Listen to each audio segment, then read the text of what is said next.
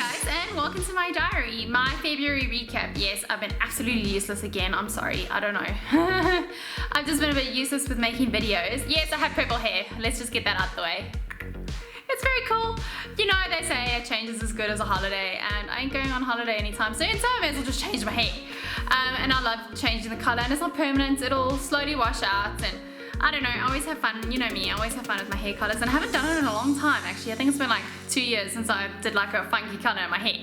So it was about time, and I love it, and I think it'll be fun. So yeah. Anyways, happy Valentine's Day. I know it's like way past Valentine's Day, but for those of you that celebrated Valentine's Day, happy Valentine's Day. I hope it was a beautiful one.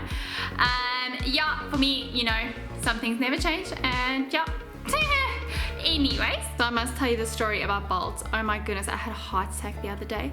So I'm going in to give him his breakfast. Now I check on him all through the night. I am paranoid about my bunny. I love this creature to death. But anyway, so I'm giving him his breakfast. But meanwhile, you know, like I thought, okay, well, let me make myself a cup of coffee and I'll sit with him whilst I drink my coffee. And so I'm taking my time and whatnot. And I get into the bedroom and I just see his eyes like bulging out of his head, but like really like popping out, and I'm like, oh my goodness, there's something wrong with my bunny. And then I go up close to him and he's making this noise like and I'm like, oh, this bunny, you know, there's something really wrong with him. I'm taking him straight to Orna Support. Orna Support being like the the exotic animal clinic, but that's like 45 minutes away, so it's far. But luckily it was a Saturday, so I shouted for my dad. I'm like, Dad, I'm taking Bolt to the vet. I'm going right now. I'm just gonna go phone them, tell them I'm on my way. It's an emergency. So my dad comes dashing in, because I mean, like, I checked on him at about 4 o'clock in the morning, and it was absolutely fine. We were playing and having a great time. So I was like, well, what on earth happened? So I run down the passage to get my phone, and my dad shouts, he's like, Tegan, come here quick. So I dash down the passage. Turns out my stupid bunny has chewed through the curtain and got his neck stuck in the curtain, and he's strangling himself. And I'm going, oh my goodness. Luckily, I'd been there the night before, sort of just giving him a bit of a trim with the scissors. So I had these tiny little pair of scissors that I could just like kind of stick in there and get into the curtain and chop my curtain apart to save my rabbit. And I was like, oh my goodness, had this been like 30 seconds later, maybe he wouldn't have made it. And I don't know, all those thoughts ran through my head. But then also I was like, well, why did you make coffee? Why didn't you just go see him? You know those type of things. But you actually can never think like that, because you have no control over those type of things. But he was absolutely fine.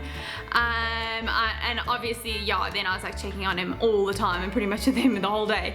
But he was fine, thank goodness. And thank goodness my dad had been there, because I probably would have been trying to phone, and this rabbit might have even gone crazy trying to strangle himself. Luckily he sat quite nice and still. And then I'm trying to cut the curtain, and I know he's like, his jugular is right there. I'm like, seeing just whatever you do not snip anything. And oh, but you know, it was all okay. But oh my goodness, it wasn't the best start to a weekend. So you're not going to believe your ears when I tell you this, but I took 10 days off of running. I didn't even vlog about it. I didn't even make videos about it. It was a little bit traumatic for me, to be completely honest. And then I started running again, and my running hasn't got any better. I was really struggling when I stopped. And you know, eventually I decided to listen to everyone. It's like, oh, so you can just take a rest, you'll feel better and whatnot. So I took a rest. I don't feel any better.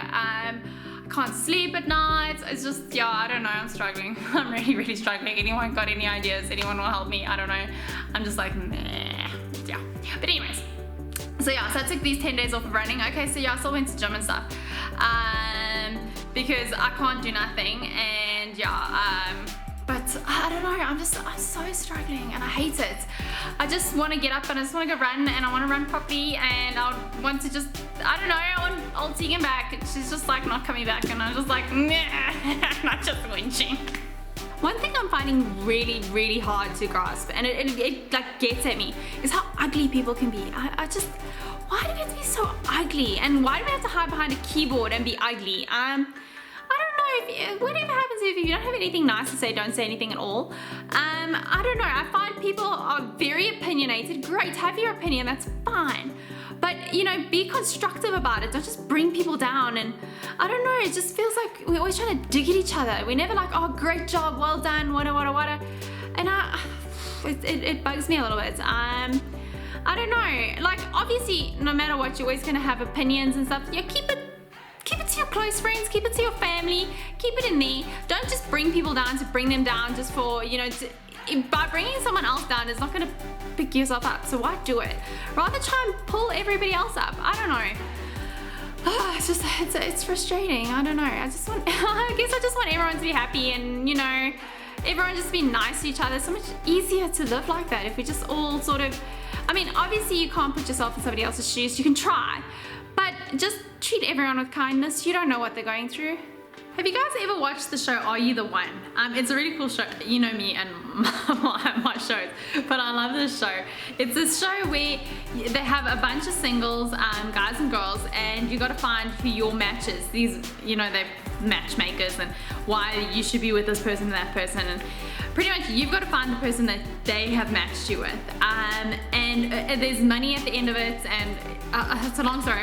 Don't really feel like explaining it, but pretty much you pick a person and you could match with this person, you couldn't match with that person. And can you imagine now, you think this is your person and it's not.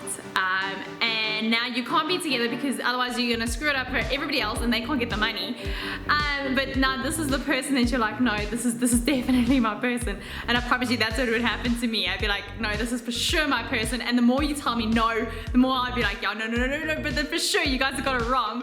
And I'm definitely, this is a shot. If it ever comes to South Africa, I'm not entering because it would kill me. And they'd be like, no, well, you need to go date that dude over there and he's like perfect for you. And I'd be like, no, but he really isn't. So yeah, anyways, I just thought it was kind of funny. Thanks so much for joining me, and I'll see you next month.